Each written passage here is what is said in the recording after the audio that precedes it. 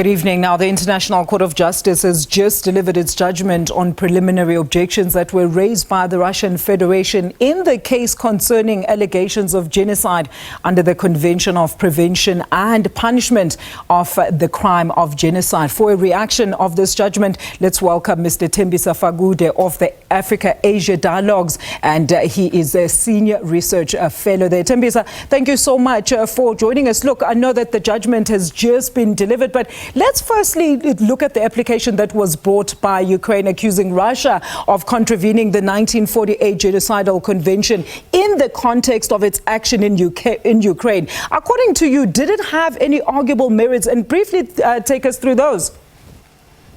Well, I think the invasion and the transferring of children from Ukraine into Russia, President Putin has said that, of course, those children are going to be sent back because they were taken because of their safety. And importantly is, where were they taken? They were taken in territories that were controlled and conquered, in inverted commas, by Russia. So one would argue that those were actually not Ukrainian territories, but were more Russian-controlled territories. And the Kremlin has been very adamant in terms of insisting that it had nothing or no intentions of permanently abducting those kids, but many of those kids were removed from those places for their own safety.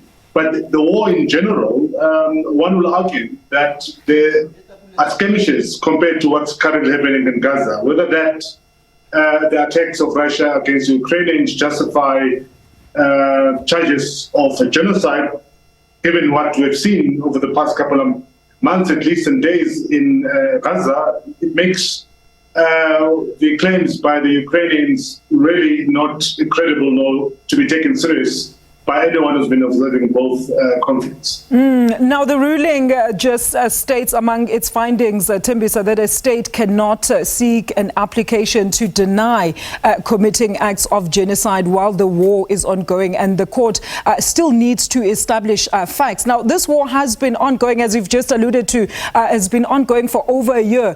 Briefly simplify this ruling and what you got from it for us. Well, it's correct. It's exactly the same argument that's been brought against Israel, that, for you to come up with a definite charge of genocide, it's a very long process. It takes years.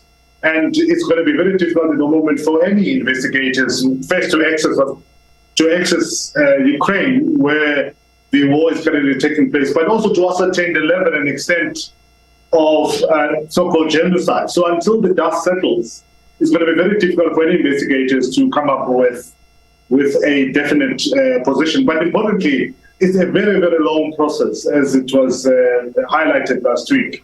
For the court to rule against any country on genocide, which is a very, very serious charge, it will take quite some time, and they need to make sure that they've turned every single stone in terms of gathering information and coming up with information that will satisfy them that indeed it is a genocide. And I think what's currently happening in Ukraine to be very difficult to convince, at least for now, besides that the war is still taking place, very difficult to convince the court that it is genocide. And Thembisa, I know that we've just literally had the ruling being delivered right now, but I mean, it seems like the ICJ has ruled in favor of Ukraine in most of the preliminary objections that were raised by Russia. And they also touch on the application by the Russian Federation that Ukraine was actually abusing the process with its application, as well as the timing, very crucial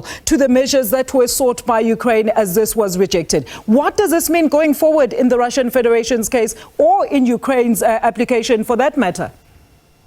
Well, I think it's a pull and push, it's politicking, and one will argue that there's an element of abuse of court to fight political or settle political scores, or to gain an upper hand in terms of politics in that part of the world. So we'll have to wait and see what will happen. But I think the judgment on Wednesday, which favored Russia and totally kicked up all the accusation and the charges that were brought against Russia, to an extent empowered and emboldened the Russians. And they come to this today's ruling a little bit emboldened and politically feeling much more better compared to what they've been feeling over the past at least couple of years since the accusation came in, because the previous ruling was based on 2014 accusation. So they come in here a little bit emboldened. So we'll have to wait and see what's going to happen. But again, it's a long process and it's going to take a very long time. So it's going to be a very busy time for ICJ, who's currently going to be looking at least at 4 or so